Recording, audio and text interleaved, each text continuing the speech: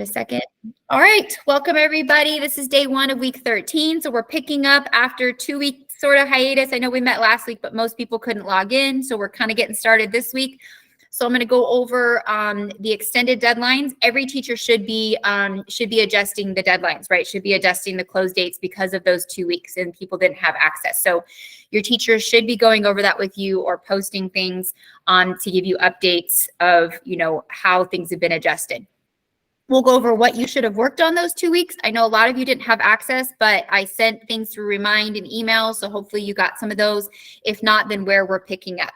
Nothing new was assigned. So let me just start out by saying that. Nothing new was assigned the last 2 weeks, okay? So if you have had no access and you just had the worst of it, you're not coming back with a bunch of work that I assigned that you have to make up, okay?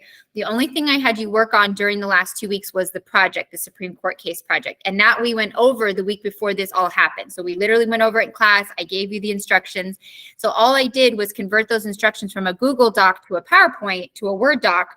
And I sent it in Remind, I sent it in emails so that hopefully you could open it on your other devices if you were locked out of Google. Okay, you didn't have to have Canvas access to work on it. So that was the only thing that I assigned, but it wasn't anything new. Okay, so let's go over this. So if you aren't already, you're going to want to get into Canvas. Oh, sorry, I'm in my junior studies. Let me get into our period.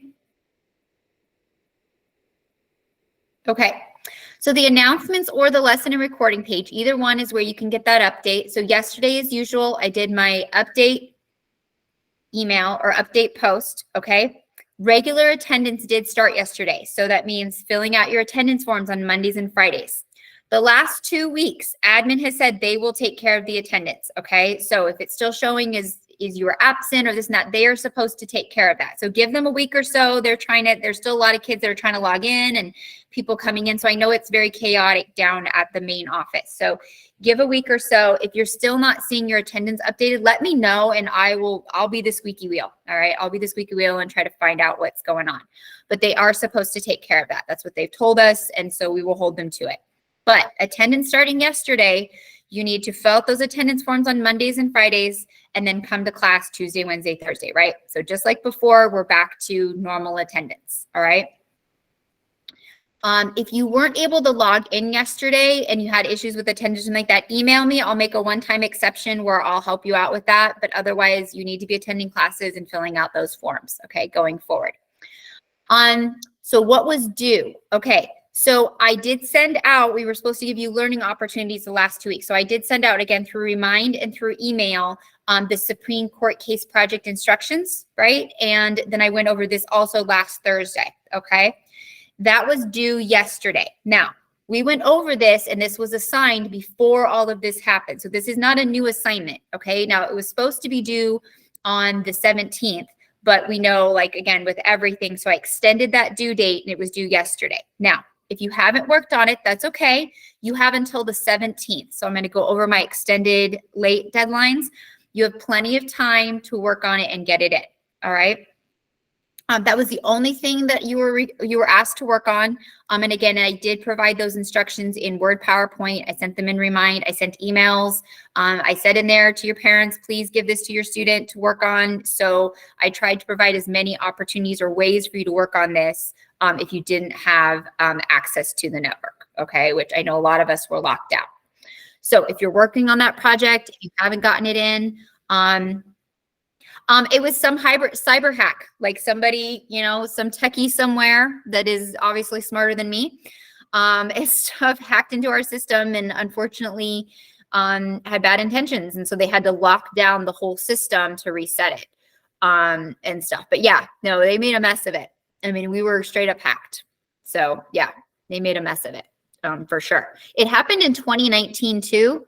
It's if I wasn't working for the online school at that time, but I know that there was like some hacking back then. I was still at Coronado High School back then, but this is not the first time the district has been hacked. So hopefully they're going to maybe take some of Jara's amazing salary and soup up our cybersecurity. I don't know. They definitely need to beef it up, right? So they need to beef it up. So hope it doesn't happen again for sure. And stuff, not good. All right. I did record, I went over the instructions again for the Supreme Court case project and stuff like that. And I recorded that and put that on the live session page for week 12. I also put the instructions there, the PowerPoint instructions. So I'll show you again where to find that and stuff, but those are posted. If you haven't done the project, you're like, I need help, I need to go through it, I need the instructions. I'll show you exactly the video to watch and those instructions again, okay? All of these extended deadlines are things that we did before the hack. Okay, so these are not new assignments. We did module 3, lesson 1. We did that like 4 weeks ago. That was due on the 10th. It was supposed to close on the 17th, but I have extended it to November 10th. So you have an extra week and a half. Okay, so it was you already had a late window, and it was supposed to close last week, but I've extended an extra week and a half. Okay, same with the quiz. Module 3, lesson 2, the notebook and the quiz, we did these in class the week before the hack, right? We did the entire notebook together. And then you just I gave you the review sheet and you had to take the quiz, okay? So those were due on the 16th, which everything was hacked on the 17th. So technically you had time to get those in, but now you have that late window. So they're gonna close on the 17th. So that's a week and a half, it's 2.5 weeks. So it's more than just your normal 2 weeks. So normally it's a week. And I give you double the time, right? And now I'm giving you time and a half, all right? So you have 2.5 weeks to get these in. We literally did those in class. So again, those are not new assignments. If you're behind on those, that's because you weren't taking care of business, right? That's not because of the hack, okay? If you still need to get them in, you have 2.5 weeks to get them in. And we literally did those in class. We also went over the Supreme Court case project. So remember, that was our last meeting that Thursday before all this happened. We went over the Supreme Court case project in class and we started it. Now I was going to give you time the next week to work on it, and then all this happened. So that's why I was asking you to work on it the last 2 weeks, because this is something I assigned and it is something that we went over, okay? It was due yesterday, but if you haven't gotten it done or if you're finishing it, then you have until November 17th to get it done. Again, 2.5 extra weeks, okay? Once these close, these will be permanently closed because again, these are the extended deadlines. So you are given the extra time to accommodate for the hack, okay? And in fact, more time than you would usually get. Instead of a 2-week window, all of these are gonna end up being more than 2-week windows. Any questions on any of these extended deadlines? None of these are new assignments, so there should be no fear or running to your parents and being like, oh my gosh, she assigned so much work. I did not assign any additional work, no additional work. The only thing I asked you to work on was a project that was already assigned to you. Okay, and if you don't have it done, that's okay. You have 2.5 weeks extra late window to get that in. Number one thing I would work on getting in is the Supreme Court case project. It is a summative grade, and so it will have the biggest impact on your grade, okay, because it's a summative grade, and it's a large summative grade. So where the quizzes are 10 to 15 points, this project's worth 80 points. So it definitely, if you found your grade dropped, that's because it went in as a 0, right? So when you turn that in and get it graded, it'll bump back up with whatever grade you get. All right. Any questions? Give me a thumbs up if you understand then. Here's the extended, everything that was open. So anything that was closed beforehand, that's done because you already had the time. But this is all second quarter stuff. It has been extended. So and the reason I'm saying this really clearly is sometimes people are miscommunicating to their parents, and then I get emails that say, you didn't extend this, you didn't extend that. That is not true. Okay, so everything has been extended and you've been given more than your double window when you add it up. Okay, now if you are working on the project, let me show you where to find the video of me going over the instructions again and that PowerPoint instruction that's really helpful. Okay, so you're going to go to week 12. So you go to the lesson and recording page, right?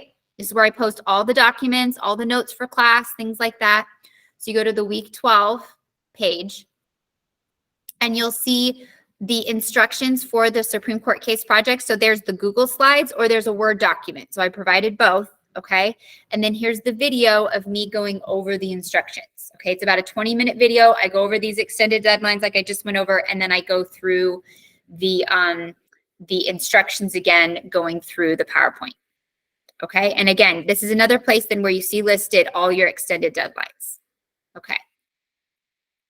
Any questions? Are we doing okay? Ask questions. It's okay to ask questions. Okay, so for this week, again, it's going to show yesterday the Supreme Court case project was due. We're back to doing attendance normally. okay? We have the PowerPoint for today. We're going to intro the Module 3, Lesson 3 lesson here in just a minute. We'll get started. We're going to do majority rule versus minority rights. How do we balance those two? So we'll start our notebook today. We'll finish the notebook on Thursday when we meet, because we'll meet today and we'll meet Thursday. And then we will review for the quiz. There's the review sheet, okay? And then once the video for today, because I'm recording right now, once I process that, I will post it here for that playback. And again, all those extended deadlines, okay? The stuff we are doing this week, the notebook and the quiz, those are due on Monday. All right, so they'll be due on Monday. We'll be able to get the entire notebook done in class, and then you'll just have to take the quiz. All right, so just like before. Any questions? Okay, give me a thumbs up if you're with me, ready to start the lesson. So that's my catch-up spiel from the last 2 weeks, pretty much what I did on Thursday if you weren't with me. Okay, and I don't expect you to remember all the deadlines, but if you need to go back, then you can look in the announcements or you can look on the live session page, okay, which is always where they're listed. So if you're not sure, basically anything Module 3 is open, all right? Everything Module 2 and 1, that's quarter 1. So they wouldn't even be open anyways, okay? All right, awesome. Let's get started then. So we'll jump back over. And we're going to be doing Module 3, Lesson 3. So a couple housekeeping things. Again, remember that your grades, if it shows a 0 for the grade, that means you haven't turned in the assignment. You need to submit the assignment, and then once it's graded, it will replace the 0. The CSN scholarship, if you were considering going to the CSN and stuff next year or thinking about applying there, I told you guys about this about a month ago or close to that, beginning of the month. But the CSN scholarship is due today. Let me see, where is it? I posted it on here we go. The Nevada Promise Scholarship, it's right here. If you're considering going to CSN, highly recommend get this filled in today, okay? Apply. It's always great to get, money to go towards school. And if you're even on the fence about it, it's a good idea to do it. You can always turn it down. But it's a good idea to fill that out if you're thinking about going to CSN, okay? SATs, so the original SAT date, the November one is passed, but if you would like to take the SATs in December, then you need to sign up by November 2nd. So the way you sign up, so that would be this Thursday. So the way you sign up is you email your counselor, okay? So I've been over this a bunch of times. If you did your ACTs and maybe you didn't score very well, and so you want to try to get a better score or something like that for applying to school, then you would just email your counselor about signing up for the SATs and then mark December 2nd for taking that. And then again, one more reminder, I still have people that are claiming that they don't know that they need to fill out their attendance form on Mondays and Fridays. And honestly, from my perspective, that's ridiculous, okay?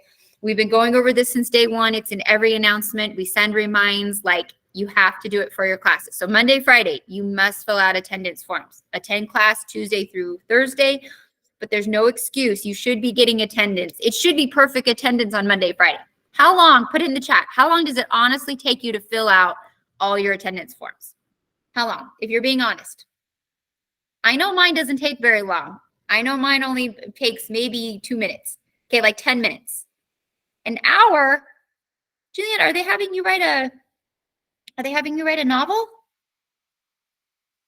An hour? Rochelle, what are they having you write? Good morning, lady.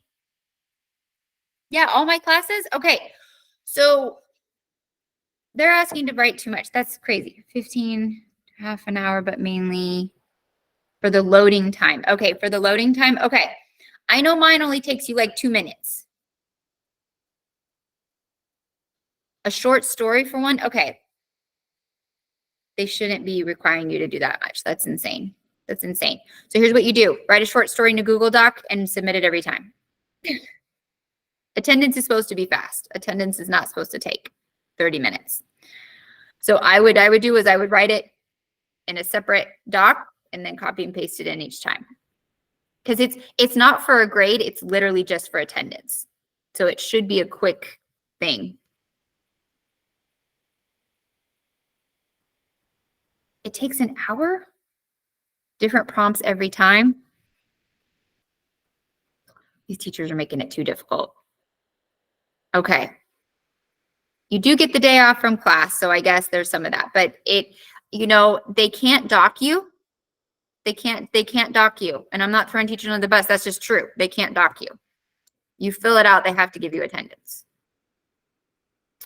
So not that I'm saying don't do a good job, but work on work that's actually going to be submitted. You know what I mean? So do your best to respond, but try not to spend a ton of time. Okay. The whole goal is just getting in those assignments. It's really just supposed to be for attendance, like a quick check-in. Like, what are you working on? Can I help you? You know, and stuff. So, yes, you guys have work. So you guys are supposed to be working on works for those classes, not assignments that don't have a grade. Okay. What class is that for that they're having you write so much? Is that English? Creative writing? Okay. I might reach out to admin. That's insane. That's insane. It shouldn't be taking that long. Okay. Make sure you're getting those filled out. We're going to move on. We're going to start our lesson. Yeah, that is mad. I agree with you, Justin. I agree. Okay. You are supposed to be working, but you're supposed to be working on things that are actually for a grade that have been assigned stuff, not attendance, which is, yeah. That's a good point. I can't write a story in 5 minutes. If I did, it'd be really bad. You just say, Tim went to the store. Tim bought an ice cream. Tim ate it. Done. I mean, didn't say it had to be good, right? So, okay. Try to keep those short and sweet. Definitely spending the time Monday, Friday, right? Working on those works and coming and seeing your teachers if you need that help. All right, we're going to get started so we can get so we at least can be on pace today. And then that way on Thursday when we meet, we can finish the notebook. Okay.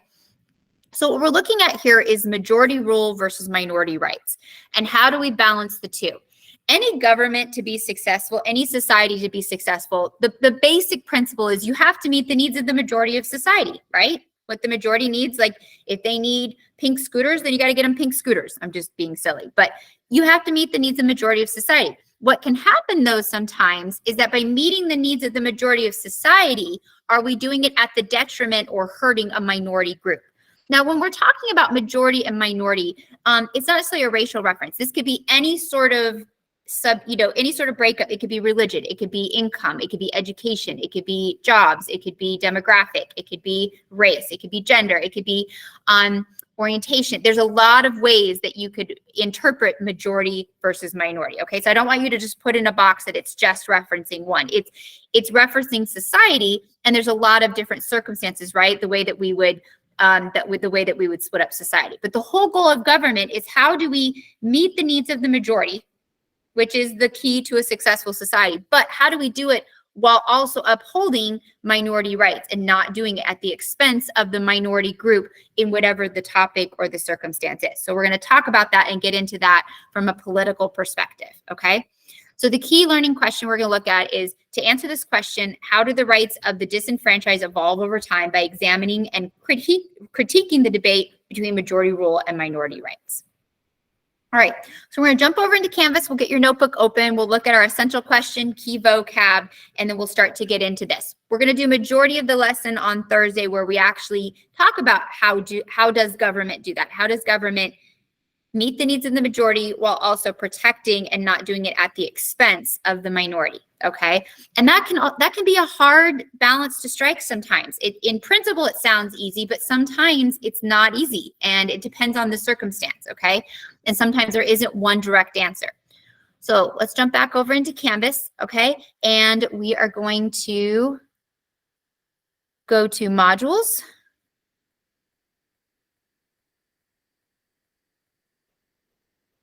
All right, so once we're in modules, we're going to go down to module 3, lesson 3.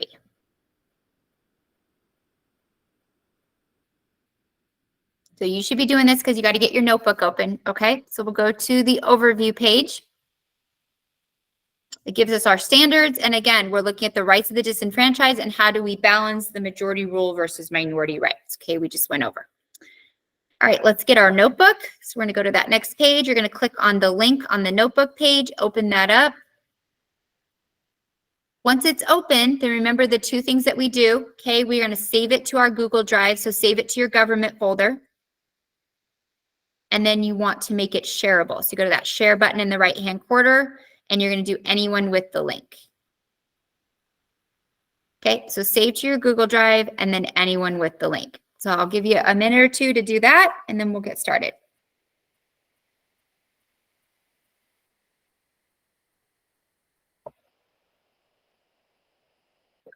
Is anyone having a hard time finding it? So remember, we're in Module 3, Lesson 3. We're on the notebook page.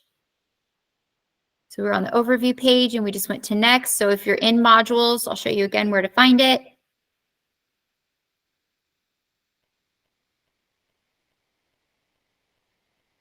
There's Module 3, Lesson 3. Okay, so the rights and responsibilities module. Majority rule versus minority rights. So we're on that notebook page right there.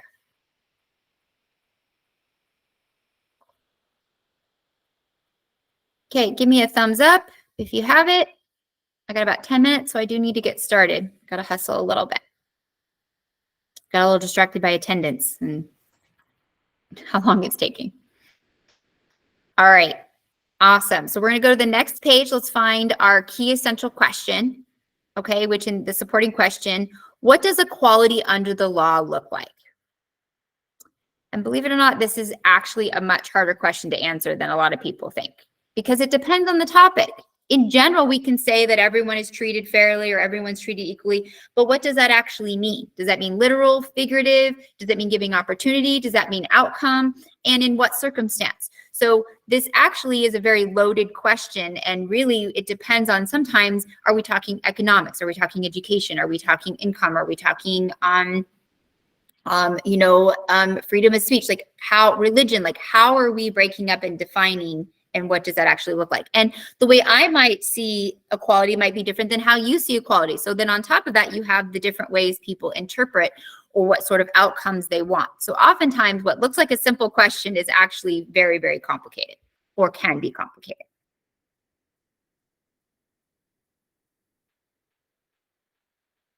All right, so copy and paste, put that into number 1. We're going to keep going. And then we have our key 5 vocab words. Okay, so to save time, I'm going to go through them here instead of doing them in Canvas. So you can go through them here, right? They have the terms here, but I'm going to pull them from the chart just to save us a little bit of time. Okay, so the first one is encroachment. Okay, so the first term is encroachment. I'll copy and paste, and I'll put this here. You can put it in your chart. So the necessary constitutional means and personal motives to resist encroachment of others. So intrusion or interference. So the whole goal is that people fulfill their responsibilities within the government without trying to seize too much power or take away or do other people's job. If everybody does what they're supposed to do, then it creates equality, right? But it's when people get greedy, right? And they try to overstep and they try to take things that aren't theirs or infringe in someone else's space or rights or responsibilities, that's when we can have problems. Consent, a government based on the consent of the government. So that means agreement or permission. Oops, I didn't copyright. Okay, let me pull this over. So consent means agreement or permission. In our government, we have consented to be ruled by, in a republic, a democratic republic society, right? And we do that through paying our taxes, obeying laws, but also participating in elections, right? That our vote, so that therefore we get to choose who's in government positions, and in return we consent to follow, right, the rules and regulations set by that government to create, as much as possible, a cohesive, peaceful society. Sounds so simple, right? The Declaration also refers to universal human rights, life, liberty, and pursuit of happiness. So pursuit means to go after. We are not guaranteed happiness in this country. What we are guaranteed, or we're supposed to have, right, is the ability to pursue what makes us happy. Only you or I can make ourselves happy, right? I am responsible for my happiness. What makes me happy might not be what makes you happy, you know, and stuff like that. But the ability to pursue, that is something from the very beginning in the Declaration of Independence and stuff, before they even wrote the Constitution, when they broke up with England, that they said, we want to do differently. The Declaration also reserves the right of universal human rights, okay? So universal means something for everyone. Now, we know originally when they said this, that that's not actually how it played out, okay? So in the Declaration, it said, all humans, right, should have life, liberty, pursuit of happiness. Now, we know originally that really only applied to white men, okay? But over time, with constitutional amendments, the 13th, 14th Amendment, the 19th Amendment, the Civil Rights or Civil Rights in the Voting Act and things like that, that it has come over time to mean all citizens. So if you are a citizen of this country, if you are over 18 and you've not committed a felony, you know what I mean? That you should be granted equal rights under the law, the full extent of the rights of the law. If you are a minority, not minority, sorry, minor, if you're a minor, right? So if you are under 18, we've talked about how you are going to have some restrictions on your right. If you are not a citizen, you still have rights, but they aren't going to be the same as citizens of a country. And if you do commit a felony, then we do see if you do commit a crime and go to jail and you have a record, that can also limit your rights. But everyone starting off, again, meeting those criteria of should have equal access under the law to life, liberty, freedom, and to pursue what makes you happy, to pursue what will give you a fulfilled life. And then last is faction.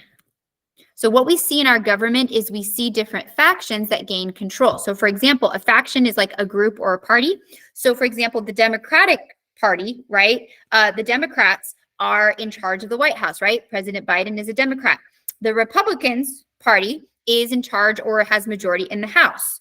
So faction is just a reference of a group in a political sense that has majority or has control. And this is always fluctuating. Every election, it's fluctuating, right? As seats are gained or removed and people are voted in, voted out. And so factions or who has control is constantly changing. Okay, I'll give you a minute to finish filling in your graph. And then I'd like to try to get number 3 done. We'll see. I've got about 5 minutes. So we'll see how we're doing on time.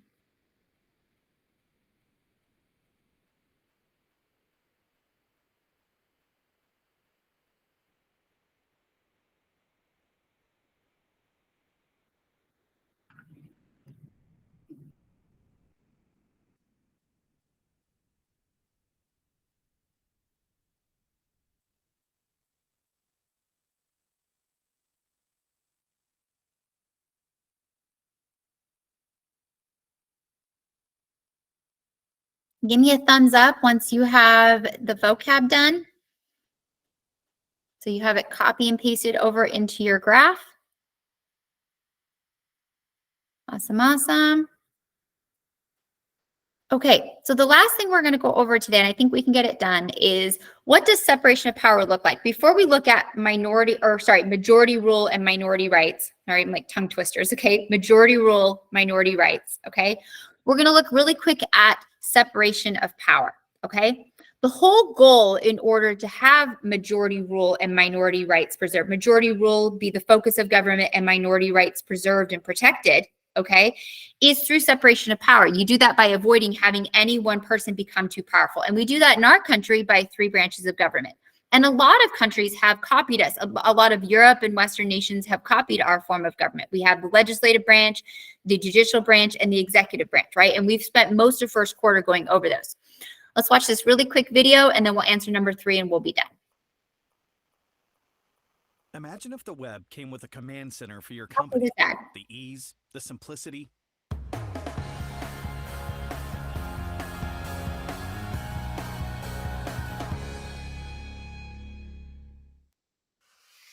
Every man for himself. No police, no laws, no judges. And in the end, the strongest wins.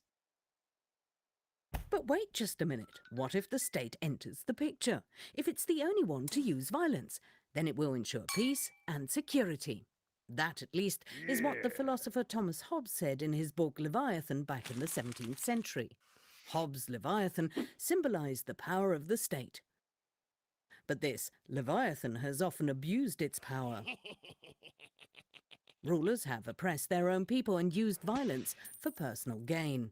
They've controlled administrations and police and imprisoned those who stood in their way. Oh, no. Government in the hands of the powerful, a combination that over the centuries has often led to oppression and death. The solution? Distribute the state's power. Lawmaking, governance, administration, the justice system. Every branch should operate independently and remain separate. That's the way it is in Germany, in the United States, and in most other countries on Earth. But authority isn't just distributed at the highest levels. Regions, cities, and municipalities can also hold part of the power. With regular democratic elections and limited terms of office, it's nearly impossible for any one person to monopolize power. After all, authority has been well distributed. If some still persist in attacking their neighbors, then they are tried by independent judges according to the law. Everyone else is protected from violence.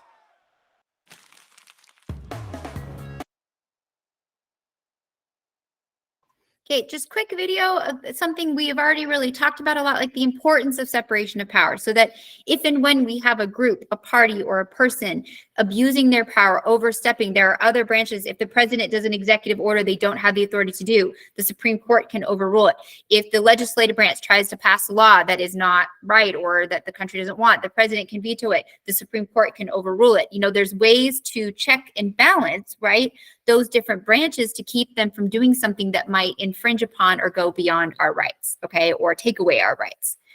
So if we look at number 3, okay, it says, explain the need for a separation of power in relation to majority rule and minority rights. So Montesquieu believed in the system of checks and balances that a separation of power into different branches would make sure that the government could never become too powerful or would tread over the rights of the minority. Now, this is the goal. Doesn't mean government doesn't get away with it sometimes, but the goal is that if and when it does happen, that there's a way to correct itself, okay? There's a way to remove that person from power. There's a term limit. We can vote someone else in, or there's a way to get them out of office. So while no system is perfect, because humans are not perfect, right? And we tend to be greedy and want more and more power. That seems to be human nature when you look at history and stuff. We have systems and things in place that can keep those people and elections in check. And if and when they get out of line, that there's a way to end it, is the goal. So tomorrow we'll get into, or sorry, Thursday when we meet, we'll get into what is majority rule? Why is that important? Okay, but also why is minority rights important and how do you balance the two? Okay, because sometimes majority rule can be at the expense of a minority group, depending on the topic and how you segregate society. Okay, so the goal is to uphold both, do what's best for the majority of society while also not infringing upon or hurting minority rights. And that can be challenging to do sometimes. So how do we work on doing that? And how have we improved over time and continue to improve over time? All right, we're out of time. Have a wonderful day. Make sure you got 1, 2, and 3. I put them there in the chat. Save that on your Google Drive. And then on Thursday, we will pick up with number 4. We'll finish the notebook. I'll have your review sheet and stuff. Make sure that you're checking that announcement for those extended deadlines. So if you have anything you need to get in, that you know then what kind of time period you have left. Okay. Thank you so much. Have a wonderful day. Thank you. Happy Halloween. Be safe tonight. Get lots of candy.